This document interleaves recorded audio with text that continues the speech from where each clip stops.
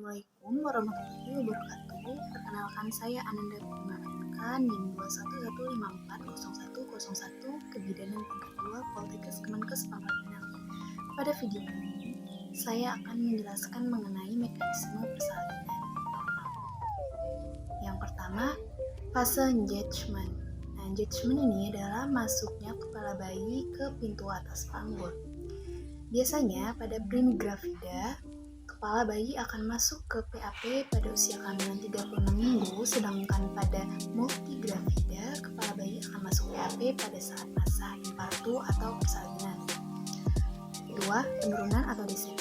Nah, penurunan kepala bayi ini biasanya disebabkan karena adanya kontraksi dan hiss yang berulang-ulang. 3. Fleksi. Fleksi adalah gerakan menekuk atau gerakan dagu mendekati dada. Nah, fleksi ini terjadi karena ada dorongan yang kuat, namun ada tahanan dari serviks atau dasar panggul sehingga terjadilah fleksi. 4. Putaran paksi dalam atau internal rotation. Putaran paksi dalam adalah pemutaran bagian terbawah janin dari posisi sebelumnya ke arah depan hingga bagian bawah sifisis. 5. Ekstensi. Ekstensi adalah gerakan dagu menjauhi dada. Ekstensi ini terjadi karena jalan lahir mengarah ke depan dan ke atas, sehingga kepala menyesuaikan dengan melakukan gerakan ekstensi agar dapat melaluinya. 6. Putaran paksi luar atau external rotation. Putaran paksi luar adalah gerakan kembali ke posisi semula sebelum putaran paksi dalam terjadi. Hal ini bertujuan untuk menyesuaikan kedudukan kepala dan tubuh anak. 7. Ekspulsi.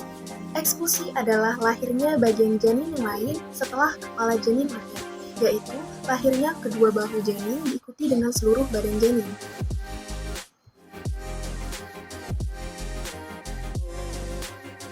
Pertama, engagement.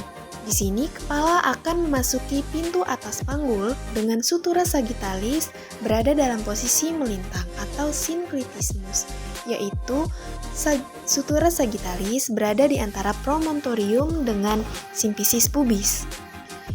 Karena adanya hiss dan kontraksi yang berulang-ulang, maka kepala akan mengalami penurunan atau descent. Setelah itu, kepala akan terus mengalami penurunan hingga kepala akan memasuki bagian pintu bawah panggul, sehingga otomatis kepala akan melakukan fleksi untuk menyesuaikan dengan jalan lahir. Selanjutnya, pada tahap ini, kepala telah sampai pada os koksigis, di mana os frontalis akan tertahan oleh os koksigis dan menyebabkan kepala melakukan putaran paksi dalam atau internal rotation. Setelah itu, terjadilah ekstensi, di mana ekstensi ini adalah kebalikan dari fleksi.